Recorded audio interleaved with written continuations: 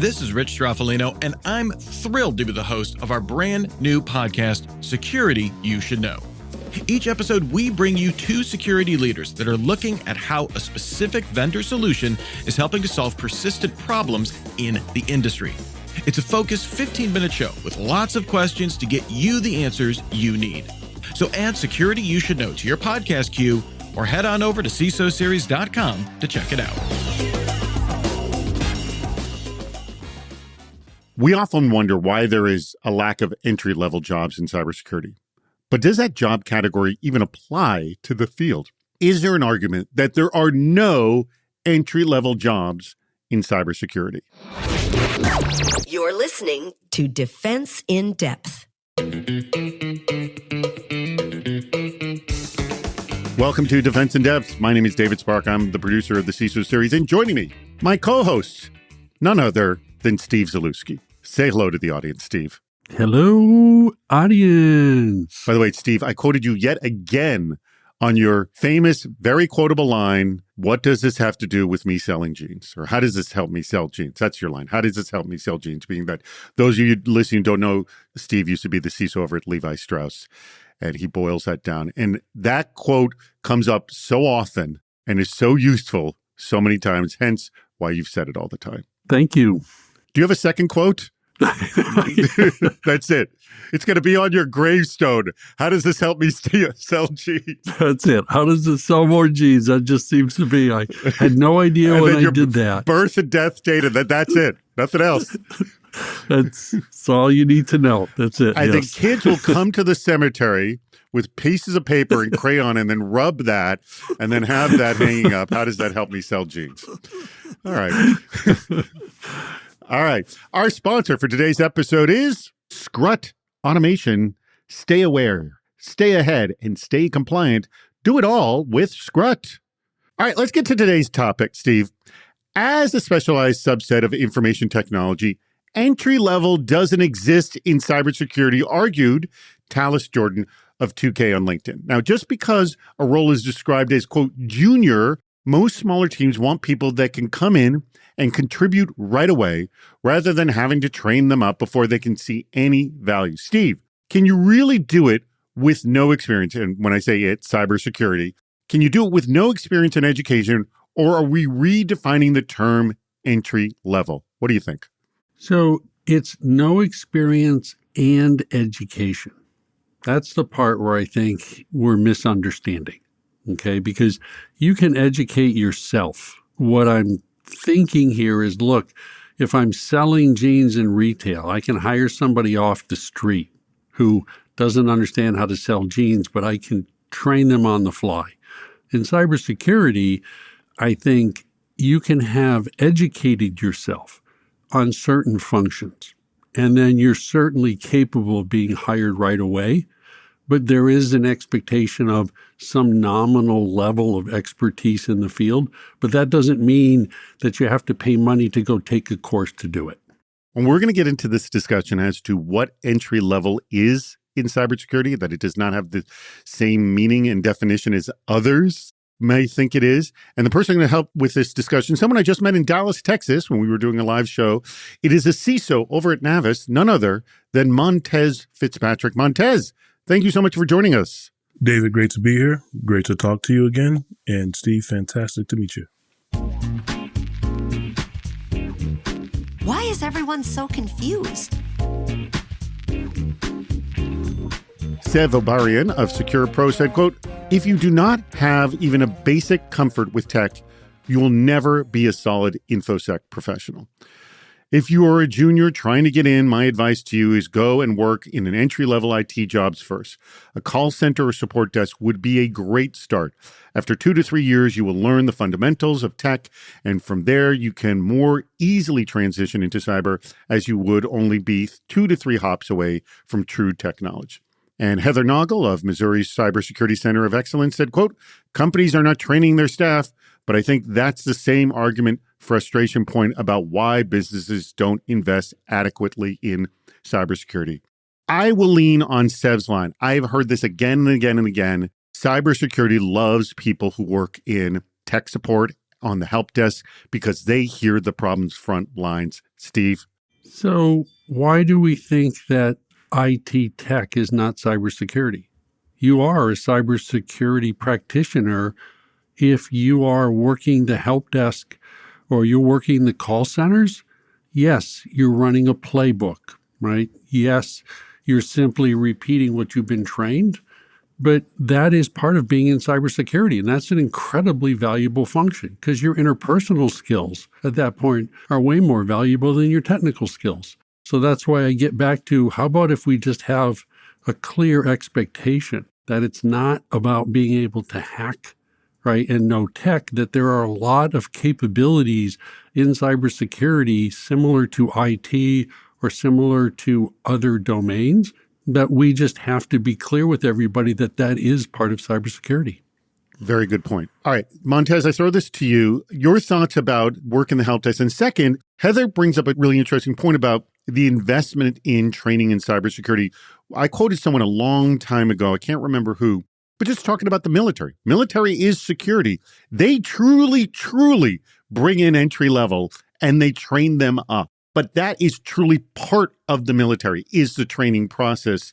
We don't see this in other organizations, definitely to the level of the military, and they can do it. Can we get even halfway there? What do you think, Montez? Well, first off, I would wholeheartedly agree with everything that Steve said. And it really is hard to argue against Heather's point. The ability to have, a very large workforce gives you some leverage whenever you can think about, okay, well, now I can think about having the next wave of individuals come in and learn. Maybe it's a twofold perspective. Businesses are asking their technology COEs to be lean, which lowers their abilities to have adequate bench strength so that everyone can be properly trained and cross-trained. And so I think that's going to be a problem. Secondly, we might have to do it ourselves a bit. When a lot of us came up, maybe you can think of like the old guard. There was not really a manual or a playbook on how you got good. If you can make it through the gauntlet as the fittest to survive, then you were sort of acknowledged as someone who was worthy of putting resources into.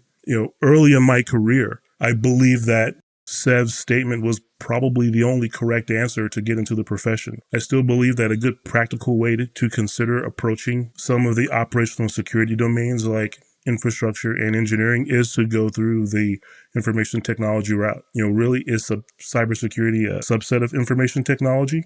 I won't argue that it certainly got its start as an offshoot of information technology, and it's often placed within that reporting line.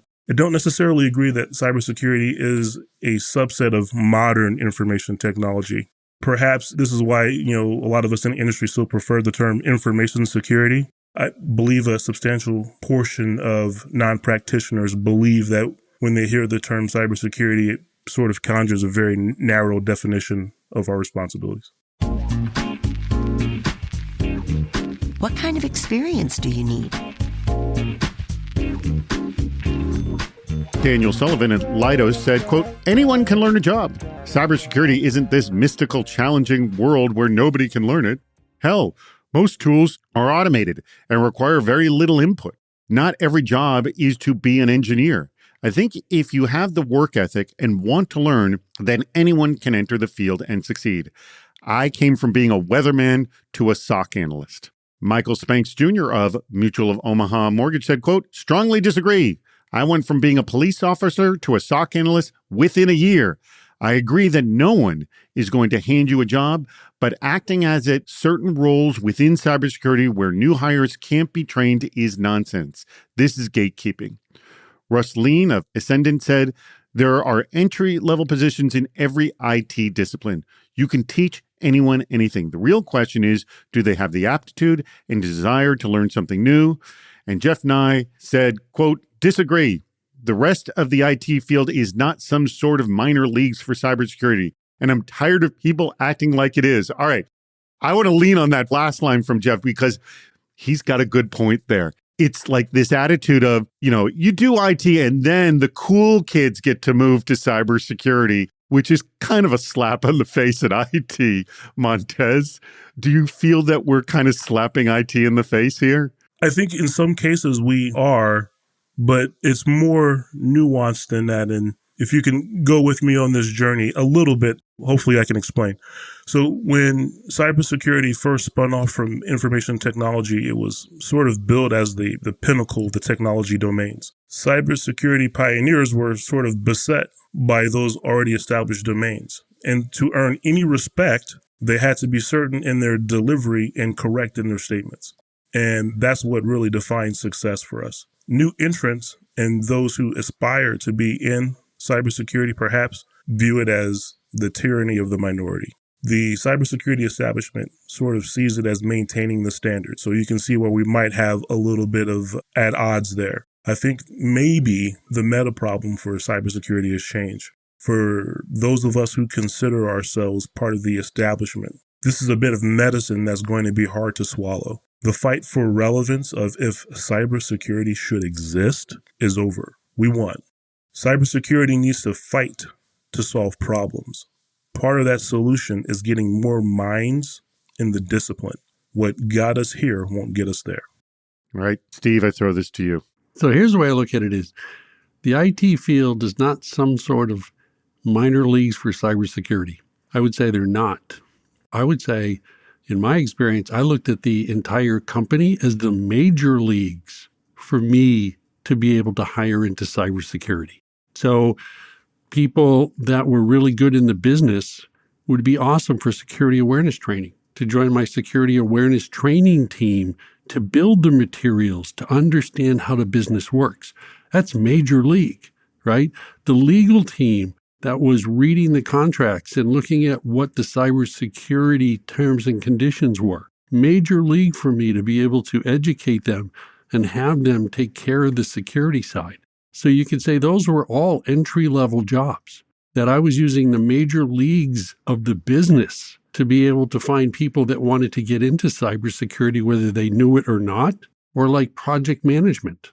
Another area where I was able to go into the PMO, and that's not IT specific, and find people that I thought had really good skills that would cross-train in, or they would approach me and ask about cybersecurity, and I'd say, you have some great skill sets. This is a major league opportunity for me to come to bring you across. So I would say I really like what Jeff was saying, but I think it's not that it's minor leagues, it's major leagues across the business for you to be able to realize you have a whole set of latent skills that are awesome for cybersecurity. You just need to know to ask. Before I go on any further, let me tell you about today's sponsor, and that would be Scrut Automation. So they are the company helping businesses eliminate compliance debt and take control of risk without slowing down. So look, managing compliance and security shouldn't be a roadblock to growth, right? Scrut simplifies the process with automation, AI-driven insights, and real-time monitoring, so teams can streamline audits, track security controls, and, well, stay ahead of regulatory requirements without the manual workload. It's kind of the way we've been doing it so far.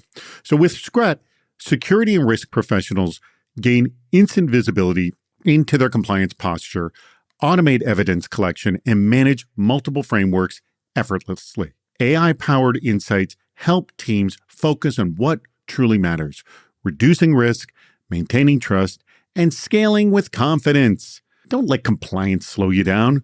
Scrut helps you stay secure, audit ready, and focused on growth. That is the triumvirate that we all want, right? Okay, just go to their site. Visit scrut.io. That's spelled SCRUT.io. Go over there to schedule a demo or just learn more. Remember, the website is scrut.io. Go check them out. Who's losing out there? Janet Gray of Optiv said, quote, "The biggest problem I have are the, quote, influencers. One guy promises 90K in 90 days, says you can start cold from no IT experience to multiple certs and a job in 90 days. These are also, I would say, the ones offering up certs too fall in this category. Jesse Johnson of Delta Health said, quote, "I cannot agree more that influencers and media personalities grift on the desires of many to change careers." Linda Dickinson of Caldwell University said, quote, "Just because you have the money to take the test doesn't mean you can do the job. The other problem with classes I've taken is they don't usually teach you the day-to-day stuff you need to know. And Jose Vela of Cideres said, quote, the goalposts move every day and there's no consistency. Best to just have a solid education base and adapt to whatever the job requires. We really give a lot away when we try to measure people by their time in SciSec and not in computer/technical systems as a whole. You know, people looking at new cybersecurity, people do look at that. But I will ask this of you, Steve. Given the landscape today, and when you started in cybersecurity, do you think you could have started the same way or would have been a different ball game today? It's a different ball game today, but when I got into cybersecurity was so nascent that people didn't even know what it was. So there was like no demand to get in at all. There was no demand to get in, right? Because it wasn't perceived of as a, great high-paying job. And so I go, in the last 25 years, the cybersecurity practice has become a cybersecurity profession. And that maturity has opened up lots of different types of jobs. And that's where we are today.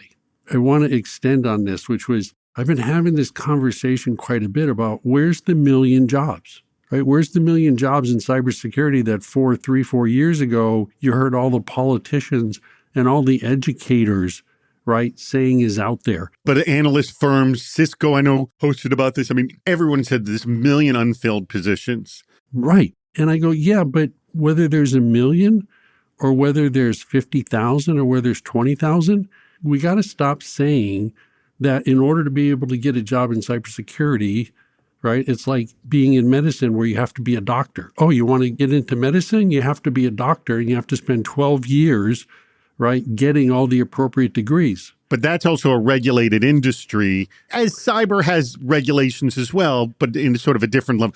Regulations on how you perform, not on the individuals. I guess that's the difference with medicine. And my point here is let's think about it more like mechanics and plumbers. Where's the vocational track to be able to get the experience you need to do something within the field, not that everybody has to be a SOC analyst.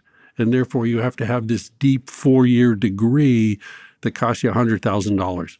So the education market, right, is kind of biased to want us to spend a lot of money, the certification processes, right, the pundits.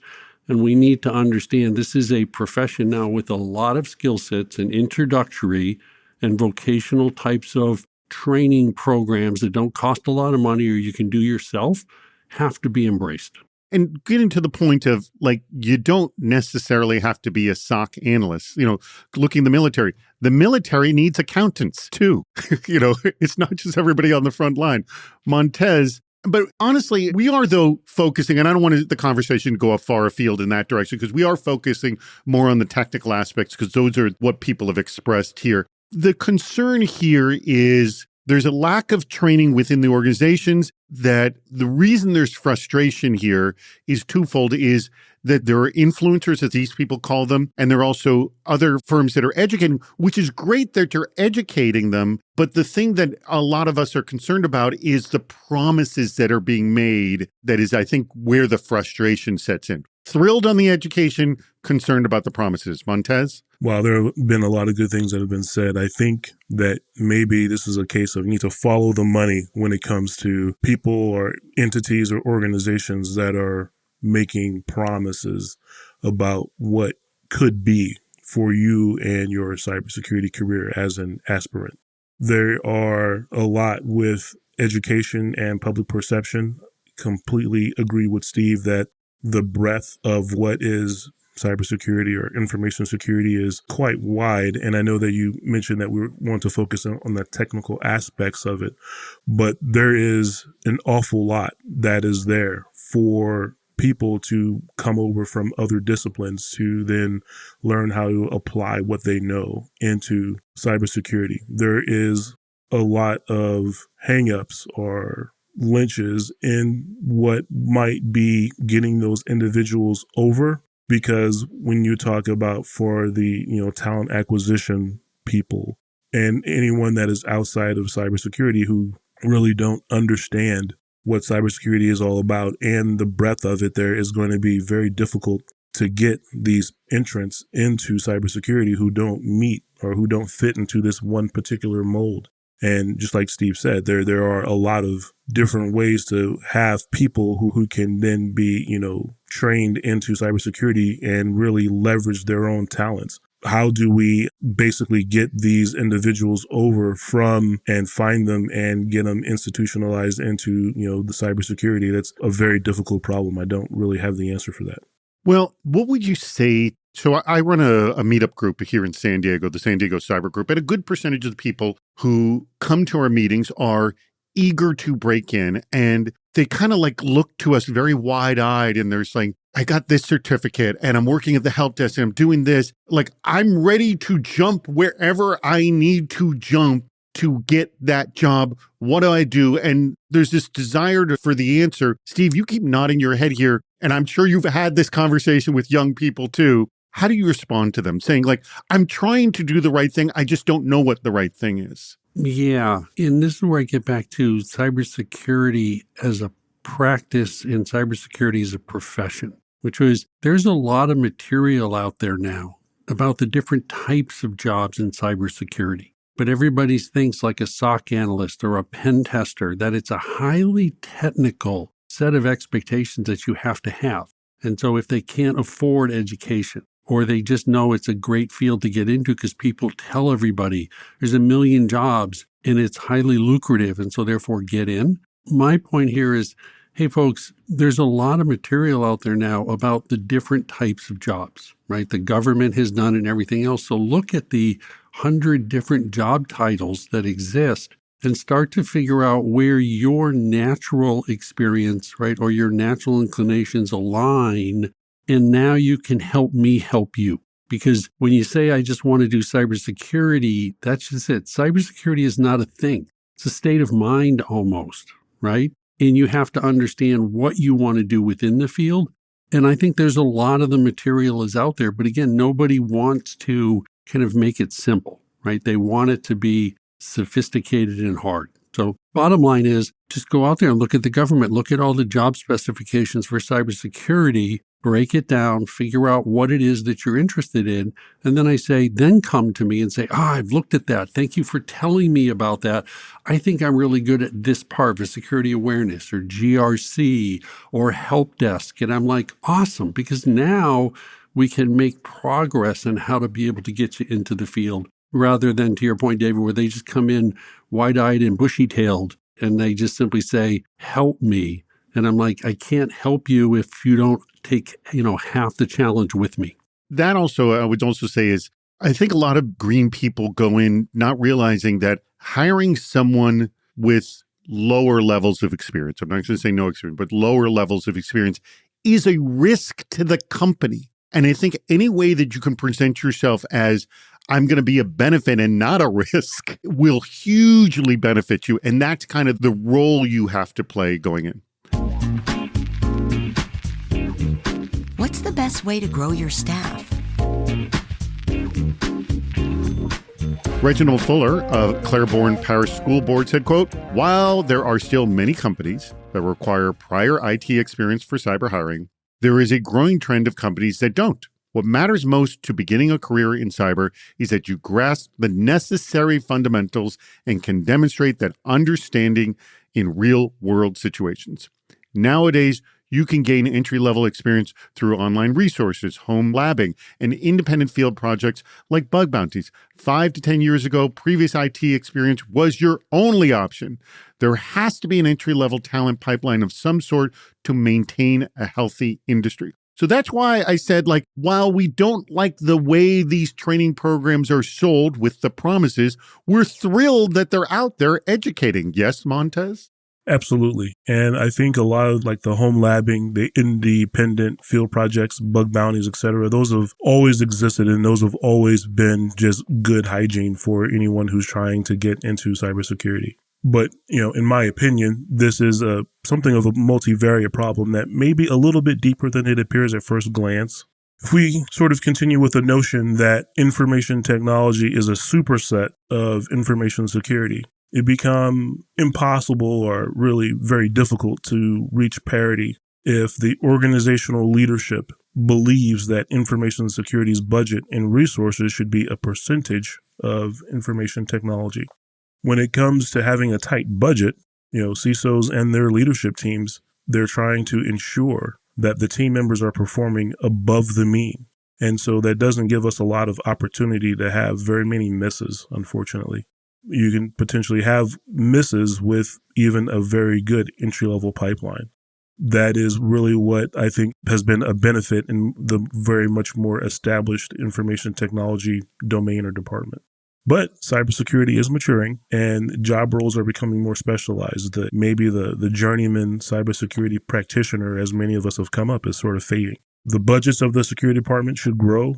And as we align, the security department with business goals, we can better articulate our controls. And as we approach parity budgetary-wise with information technology, maybe we'll be able to have that entry-level talent pipeline. Steve? Oh, I've been waiting for this one. Okay.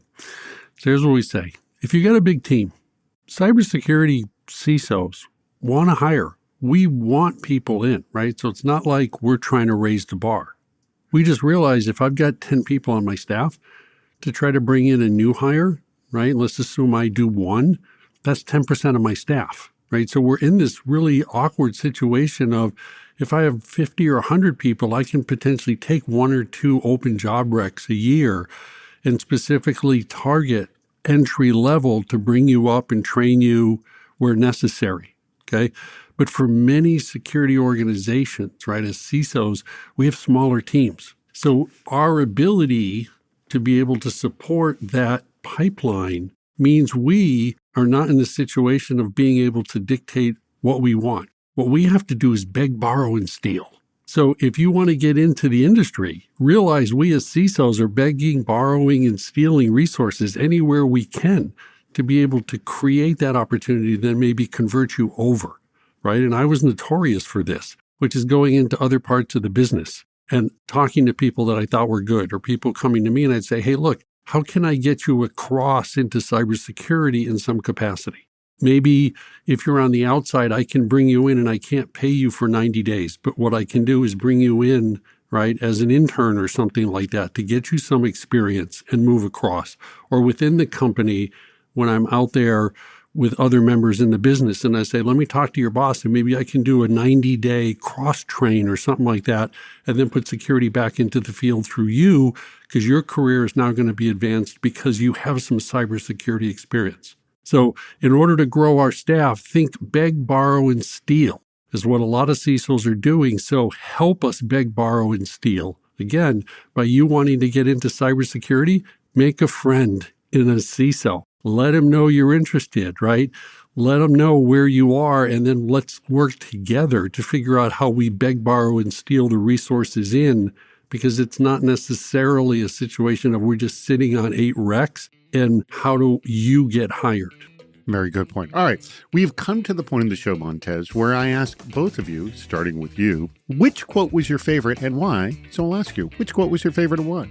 I like Seb's quote regarding even if you do not have a basic comfort with tech, you won't be a solid infrastructure professional unless you start to work the entry level, in IT. And I like that quote because simply I think that is becoming less and less a have to have, but it's still a very solid way to get into information security. Yeah, I will second that because I hear that again and again. This is the kind of thing they like. And it's interesting. I remember this young man who spoke to me about saying, well, he kind of was downplaying. I'm at help desk. Oh, you have no idea. That's what they love. They love help desk. Don't be down on that. Steve, your favorite quote? I was going back and forth, but this time what I'm going to say is I'm going to go with Jeff Nye, where he says the rest of the IT field is not some sort of minor league for cybersecurity. I do like that quote. I like that quote because of the way I changed it, which was, hey, it's beg, borrow, and steal. And so therefore, the rest of the industry is actually my major leagues for me able to pull from. You just have to know how you're a major league player from my perspective, right? For security awareness training or help desk, like you said, David, right? Which was, hey, they're like, I'm just a help desk guy. I'm like, but we need tons of those people that know how to empathize, to work with others, right? Not just the SOC analysts or the pen testers. That's a minority position more and more. So I love that quote because what I want to say is it's not about we're stealing from others, but we're borrowing, stealing from what we consider the major leagues. We just need a way to make that bridge happen. Very good. Well, a huge thanks to our sponsor, Scrut Automation. Remember, stay aware, stay ahead, stay compliant. Let them help you with your compliance needs and your risk management. Make things a lot easier for you in your environment. Check out what they're doing over at scrut.io, SCRUT.io. But I want to thank my co-host, Steve Zaluski, who you hear often on this show, and also our guest, Montez Fitzpatrick, who's the CISO over at Navis. Montez, thank you so much for coming. Any last words you'd like to say on our topic? This was great. I loved discussing this, and I hopefully it'll be meaningful for the listeners. I hope so too, as well. Thank you to our listeners, as always. We greatly appreciate your contributions. Remember, if you see a really good discussion on LinkedIn, particularly, but we take other avenues as well, please let me know because we can turn it into an entire episode of Defense in Depth. So thank you for your contributions, and thank you for listening to Defense in Depth. We've reached the end of Defense in Depth. Make sure to subscribe so you don't miss yet another hot topic in cybersecurity. This show thrives on your contributions. Please write a review, leave a comment on LinkedIn or on our site, CISOseries.com, where you'll also see plenty of ways to participate, including recording a question or a comment for the show. If you're interested in sponsoring the podcast, contact David Spark directly at david@CISOseries.com. Thank you for listening to Defense in Depth.